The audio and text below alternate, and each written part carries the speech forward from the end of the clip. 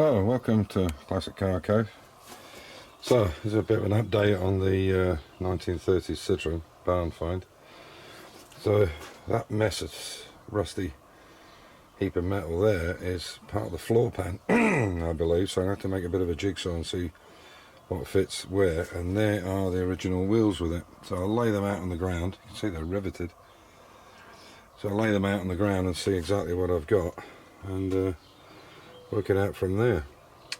So on the actual Citroen itself, the plan I've come up with, obviously somebody's put these wheels on it to make it look like a hot rod, I guess, or something like that. It's fairly obvious by that wheel offset that they can't sit like that, even if you're going to not put it on the road. So they could fit on the back, and the other ones are not so deep dish, so the offset is not so far out. So for now, I'll put these back wheels on the front and these front wheels on the back, so we can at least move the chassis around. So my plan is, Amir's back on Monday night, so we'll start work Tuesday. I think the first thing we'll do is brace the cab across the back with a couple of braces, and basically take the cab, which is, there isn't very much to unbolt, to be honest. It's only that piece of wood that's holding it up at the moment. So both sides at the bottom there's completely shot, but again, that can be repaired. So take the lift in front off, take the cab and bulkhead off, but obviously it needs to come off this trailer, so I'll wait until Amir comes Tuesday morning. We can pull the trailer out a bit and he can give me a hand to get it off, because I've only got a bit of a hand winch, and it's a bit difficult with one person. So yeah, then we'll take the cab off, set it to one side, take take all the running gear off it, as far as the running boards and the wings and all the rest of it, and then take the chassis with just the engine, gearbox and diff, and then we'll pull that up to my 4-poster ramp and put it on the ramp and sympathetically see if we can get it going. Obviously need to check the oil, but it looks to me like somebody's been messing with it, because if you look at that sump pan under there, you can see somebody's actually painted it. So I think that's been messed with. Maybe that's why the engine still turns over. But I'll have a look at the gearbox oil, maybe take the inspection cover off.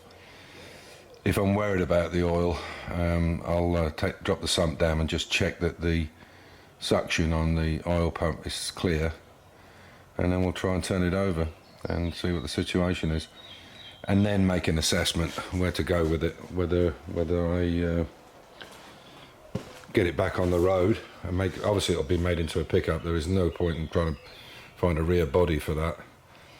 It will be made into a pickup whichever way, but either very well restored and crafted well, or if that's not possible to go on the road, then I'll just do up the cab to a certain extent, and we'll use it in the garden as we did with the old Doka as a kind of utility vehicle. The downside would be, obviously this isn't four-wheel drive like the Doka was, but it is a bit more interesting. So I'll take the stuff out the back of the car, I'll lay it out and show you what I've got.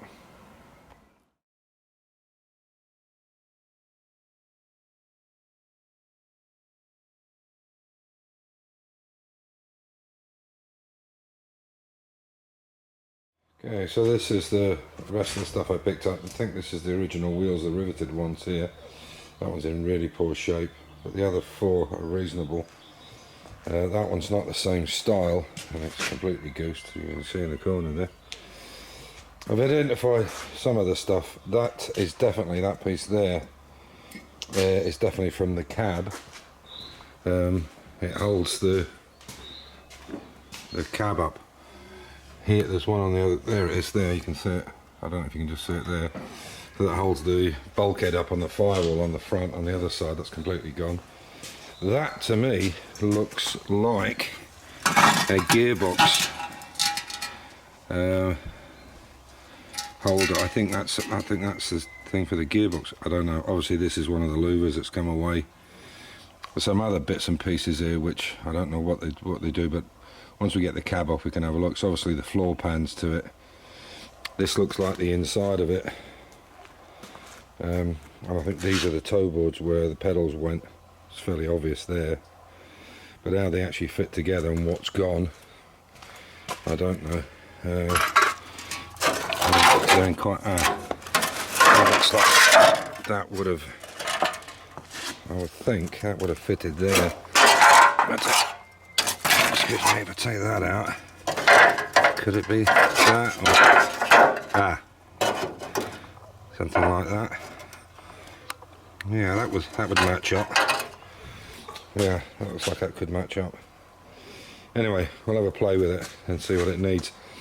The easiest way to do this is, once the cab is off, I'll go to the mounting points and measure them, and then make new feet for it. Fortunately, one side is still complete, so I can copy that and recreate it for the other side. The back, I don't know where I'm going to get drawings or whatever, but I use some common sense to come up with an idea for that. Somebody said, "Oh, is that a wind up for the engine?" It would have been originally. It would have been for the spare wheel. They used to have like a brass or a bronze kind of strap on it that went to the wheel, so the wheel went in here, and this held on to it. If I can show, I don't know if there isn't one on the other side either, but it would be more for decoration. This one's gone completely. This one's completely out, but I've seen a picture of it, so I could recreate it. That's obviously missing louver there, but you can see this is in the same condition, but this piece is missing out here. So yeah, a lot of work, and as you can see, it's pretty bad up there. But it's not something we can't repair. Anything's repairable, everything and anything. So that's the update on it. So I'm hoping by middle of next week, probably by, if he comes Monday night, Tuesday, Wednesday, hopefully by Thursday, Friday latest for next weekend, I'll be able to tell you whether or not we're going to go ahead with it.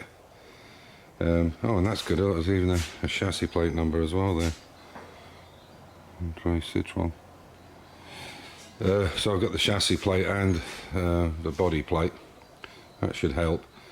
And I'll let you know whether we're going to go ahead, because obviously, as I said, if the engine, the gearbox or the diff is beyond repair, you know, trying to find these things would be a nightmare. Although I know of a guy called Steve, I think he's a farmer in Belgium. He's got a U23 truck, and it's the same engine, same style of engine that's in this. So he might know some places where I could get some bits and pieces. But that, again, that all depends on whether I can get it registered or not. I certainly wouldn't go to the expense of putting it back. It will go as a pickup. There's absolutely no doubt about that. As I said, to try and find a rear piece for that and make it back into a saloon, you know, the cost is horrendous, and it's just not what I would do. I would definitely make it into a pickup, but how and how good we make it, it will depend on whether it goes on the road or it doesn't go on the road. So there we are. So please watch in for the next installment. I really hope, with the engine being free and I can hear the compression, I'm a bit worried that maybe there's a crack. That's why we can hear the compression so much, but they were pretty lousy. I think they were only probably 30 horsepower, these things.